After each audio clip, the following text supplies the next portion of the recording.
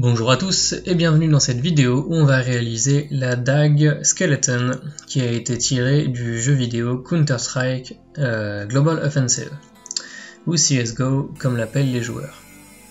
On commence avec de l'acier carbone XC75 en 3 mm d'épaisseur. Je découpe tout ça à la meuleuse pour pouvoir séparer la forme grossière du couteau de la grande barre d'acier. Pourquoi en 3 mm? Parce que 2 mm c'est trop fin et même si ça permettrait une excellente pénétration, ça me rendrait avec une pointe beaucoup trop fine. 4 mm ça aurait pu être possible aussi, mais j'ai plus de 3 mm de disponible, alors j'utilise du 3 mm.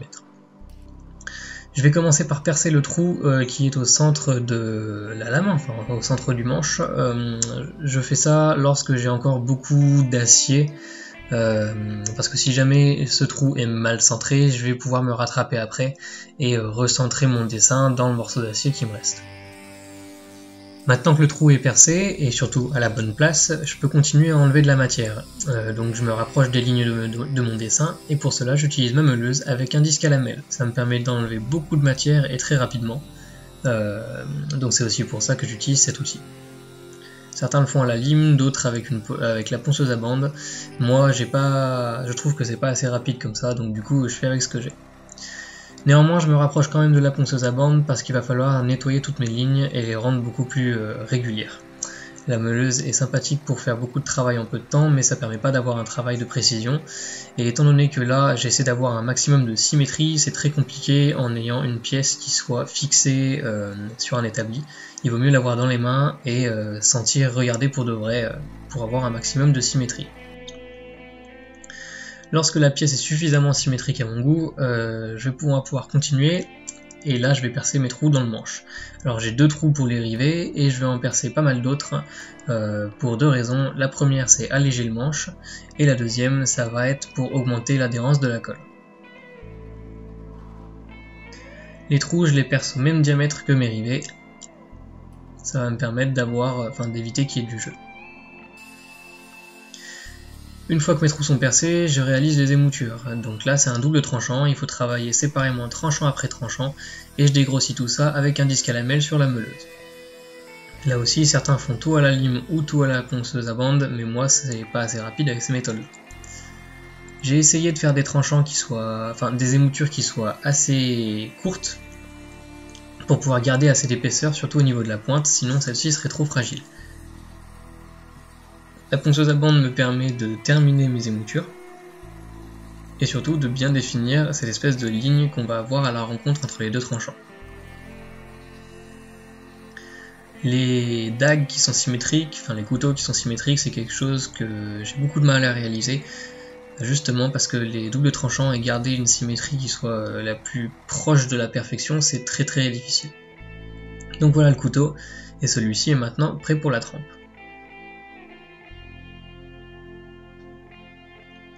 Et comme vous pouvez le voir, les trous qu'on a fait dans le manche sont assez utiles parce que la lame est plutôt bien équilibrée. Juste avant la trempe, je réalise un casse-goutte, c'est-à-dire une petite encoche au départ de chaque tranchant. Ça va permettre de faciliter l'affûtage et surtout d'éviter que un liquide coule le long de la lame et vienne poisser sur la main. Je réalise un guillochage serpent de chaque côté du manche. Ils sont pas tous les deux pareils, ça c'est parce que j'ai encore du mal à réaliser ces guillochages, mais je suis quand même content du résultat. Voilà la trempe, donc le XC75, je le trempe dans l'huile. La température de trempe, il me semble que c'est entre 790 et 830 degrés. Faut regarder les fiches techniques, mais moi je devais être aux alentours de 800-810 degrés. Donc tout s'est bien passé, et la dague a légèrement tordu, mais j'ai pu rattraper ça lors du revenu. Il y a eu 1 heure à 200 degrés, puis 30 minutes à 220 degrés. Maintenant que toutes les étapes du traitement thermique sont terminées, on peut blanchir notre lame, enlever toute l'oxyde qui s'est formé lors de la chauffe à la trempe, et préparer la lame pour le polissage à la main. Le travail après trempe est une étape qui est quand même très délicate, parce que le but ça va être de terminer nos émoutures et d'affiner notre tranchant, et tout ça il faut le faire sans faire chauffer la lame au-dessus de 200-220 degrés. En fait, faut pas passer au-dessus de la température à laquelle la lame a reçu son revenu, parce que sinon on va avoir des aciers qui auront des duretés différentes, là où la température n'aura pas été la même. Une fois que mes tranchants sont suffisamment fins, sur un des deux tranchants, je réalise des dents, donc je fais ça avec des petites fraises diamants au Dremel. Pourquoi sur un des deux tranchants? Parce que en réalité, sur une dague double tranchant, on se sert rarement des deux tranchants. Et l'avantage d'avoir un tranchant avec beaucoup de dents, ça va faire en sorte que si jamais le premier tranchant est émoussé, parce qu'il a été utilisé ou pour autre chose, on sera content d'avoir un tranchant qui lui ne nécessite presque jamais d'affûtage, justement parce que ces dents déchirent plus qu'elles ne découpent, mais au moins ça fait un tranchant qui reste toujours utilisable. On passe ensuite au polissage, donc j'attaque avec du grain 240 et je suis monté jusqu'au grain 800. Ici pas besoin d'un poli miroir, je veux juste un bel état de surface.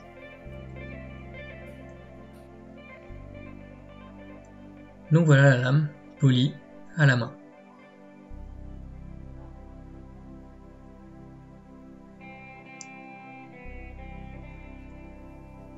Je vais ensuite réaliser ma marque, pour cela j'ai des petits stickers. Après avoir bien dégraissé ma lame et bien nettoyé de toutes les poussières ou de toute trace de graisse ou de saleté, je pose le stickers à l'endroit voulu, puis je dépose une goutte d'acide dessus. C'est une méthode qui marche pas trop mal, mais qui donne des résultats assez aléatoires en fonction de la surface de l'acier. On peut se trouver dans des zones qui ont perdu ou gagné un petit peu de carbone au moment de la trempe ou des différents procédés. Donc du coup, je pense que je passerai à l'électrolyse dans le futur. On va ensuite passer à la réalisation du motif tigre. Je pense qu'il a un vrai nom, mais j'ai pas pris le temps de chercher ça. Le skin en fait du couteau, comme dans le jeu. Donc pour cela, je couvre la lame avec du scotch et je dessine mes rayures, enfin mes zébrures. Et ces zébrures, je vais les découper et je vais ensuite enlever l'arrière-plan pour ne laisser justement que les zébrures. Toute cette étape de réalisation du traitement pour la surface et avoir cet effet à la fin, ça a été très très long parce qu'il a fallu vraiment dessiner et découper chacune des rayures. Une fois qu'on a enlevé tout l'arrière-plan, on va justement couvrir et protéger cet arrière-plan en utilisant du vernis. Et maintenant que le vernis est sec, on va pouvoir enlever toutes les zébrures pour justement exposer l'acier qu'il y a dessous et qui lui n'est pas protégé par le vernis. Maintenant que les zébrures sont enlevées, comme je l'ai dit, l'acier n'est plus protégé, donc du coup on peut utiliser de l'acide. Ici c'est du perchlorure de fer mélangé avec de l'eau et un petit peu de vinaigre pour histoire de remplir mon bocal. C'est pas tellement le côté acide en soi qu'on cherche, mais plutôt le côté oxydant que va avoir cet acide sur l'acier. Et comme vous le voyez, l'acier qui n'est pas protégé se couvre d'une couche noire, donc une couche d'oxyde, qui va permettre de protéger l'acier. Mais ici, le but n'est pas vraiment de la protection, mais surtout d'obtenir ces zébrures. Après avoir neutralisé l'acide dans un bain de savon, on peut enlever le vernis et voilà le résultat. Ici, c'est tout à fait correct, j'aime beaucoup le résultat que j'ai obtenu, mais on n'obtient pas encore le skin du jeu. Donc du coup, pour pouvoir obtenir cet effet doré, je repasse le couteau pendant, je crois qu'il y est resté juste 20 minutes, je le repasse au four à une température de 240 degrés. Pourquoi 240 degrés? Parce que lorsque l'acier va chauffer, il va changer de couleur, là aussi c'est un processus d'oxydation. Et les zones qui sont exposées et qui n'ont pas été noircies vont prendre une couleur dorée qui va correspondre à la couleur de 140 degrés. La couleur de l'acier peut, la température à laquelle est l'acier peut être déterminée grâce à sa couleur. Et donc voilà le résultat. Je suis très content du fini que j'ai réussi à obtenir sur la lame en ayant ce bel effet doré avec quelques reflets violets par-ci par-là. Donc finalement, j'y ai passé beaucoup de temps, mais franchement, ça en valait la peine. De toute façon, c'était la seule vraie option pour obtenir cet effet sans peinture. Et avoir de la peinture n'aurait pas eu un meilleur effet. On aurait perdu l'effet métallique. Et personnellement, j'aime pas utiliser de la peinture sur de l'acier si on peut utiliser des méthodes plus conventionnelles dans le milieu de la coutellerie, on va dire. Pour le manche, j'utilise du chêne, donc voici un morceau qui a de jolis motifs, des jolies veines blanches, et donc je vais préparer mes plaquettes. Pour cela, je découpe mes deux plaquettes, je les ai aplanies pour qu'elles soient bien parallèles l'une à l'autre, plâtres de la même épaisseur, et on va pouvoir percer nos trous et monter tout ça sur rivet. Donc on perce un trou, on met un rivet, on passe la lame dedans et ensuite on reperce à travers le trou de la lame de façon à ce que tous nos rivets soient bien alignés. C'est toute une technique et au début quand on se met à la coutellerie on s'en mêle vite les pinceaux, mais c'est la meilleure manière pour faire en sorte que tous nos trous s'alignent. J'ai découpé les contours de mon manche et maintenant que mes plaquettes sont liées par les rivets, je vais pouvoir enlever toute la matière qui est dans l'excès en me laissant un petit peu de marge. Pour ça là aussi j'utilise la meuleuse, j'aurais pu faire ça à la ponceuse mais je préfère utiliser la meuleuse parce que ça va plus vite et surtout ça encrasse pas mes bandes de ponceuse qui me coûtent quand même beaucoup plus cher que les disques de meuleuse. Je soigne le devant de mes plaquettes parce que ça va être difficilement accessible pour les parties qui seront en contact avec le métal, donc il faut que je traite ça maintenant.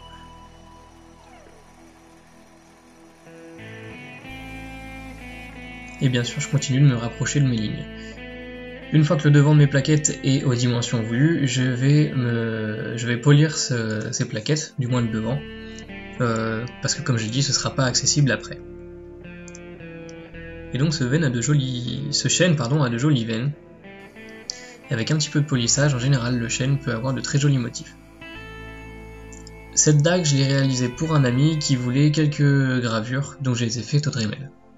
Vient le moment fatidique du collage, c'est l'étape, c'est le point de non-retour en fait. Si on atteint cette étape-là, il faut être vraiment sûr de notre montage parce qu'on ne pourra pas faire machine arrière. On colle chacune des deux plaquettes après avoir augmenté l'adhérence sur les plaquettes en les rayant un petit peu et après avoir nettoyé notre manche. On serre tout ça avec un serre-joint et ensuite on enlève l'excès de colle qui dépasse sur la lame, ça je ne l'ai pas montré.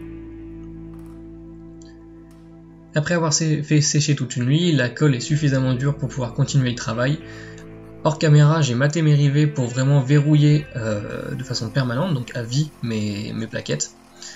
Et ensuite, j'ai utilisé une lime à bois et la ponceuse pour pouvoir terminer de façonner mes plaquettes. Il fallait que je fasse très attention parce qu'il fallait pas que je creuse trop l'acier, sinon j'allais perdre mon motif de serpent. Avec la roue supérieure de la ponceuse, je vais pouvoir réaliser des facettes, donc c'est-à-dire casser mes angles et créer de nouvelles faces, de nouvelles surfaces qui soient bien droites. C'est un petit effet qui n'est pas forcément facile à réaliser, mais que j'aime bien faire. Il faut maintenant qu'on se charge du trou qu'il y a au milieu de la lame, donc il a fallu que je le dégrossisse à la ponceuse et ensuite que je fasse un petit chanfrein pour pouvoir faire passer le doigt de façon correcte et que ce soit confortable. Donc j'ai utilisé la ponceuse, c'était risqué parce qu'il fallait surtout pas que je touche ma lame, mais finalement ça s'est bien passé. Le Dremel, ça va nous permettre de nettoyer ce trou, de le rendre tout bien brillant, tout bien lisse et bien confortable au doigt, et aussi encore une fois de terminer, de casser les angles au niveau de notre manche pour que ce soit pas blessant pour l'utilisateur. Donc là, comme vous le voyez, on peut tenir la lame de cette manière-là sans se blesser. Un premier polissage, donc avec du grain 240 pour casser mes angles et pour enlever toutes les échardes, pour se faire une première finition. Et ensuite, je vais réaliser un petit dégradé, enfin du moins c'est ce que j'ai essayé de faire. J'ai brûlé le bois surtout vers le manche. Alors je déteste quand le bois est complètement brûlé et que c'est tout noir. Moi ce que j'aime bien c'est quand on voit encore quelques veines, c'est pour ça que je garde cet effet dégradé et simplement brûler par endroits, par touche. Et ensuite je termine mon polissage parce que le fait de brûler le bois va le rendre beaucoup plus rêche. Donc fin du polissage et ensuite je laisse tremper dans de l'huile.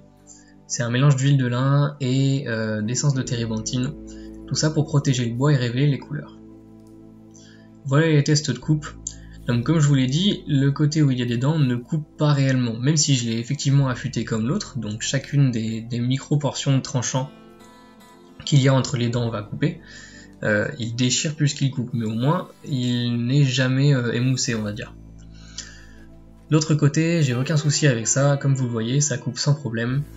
Ici, j'arrive pas à couper ma feuille d'un seul trait, c'est simplement parce que l'angle de coupe est particulier. Et on peut se raser avec ce tranchant là, aucun souci.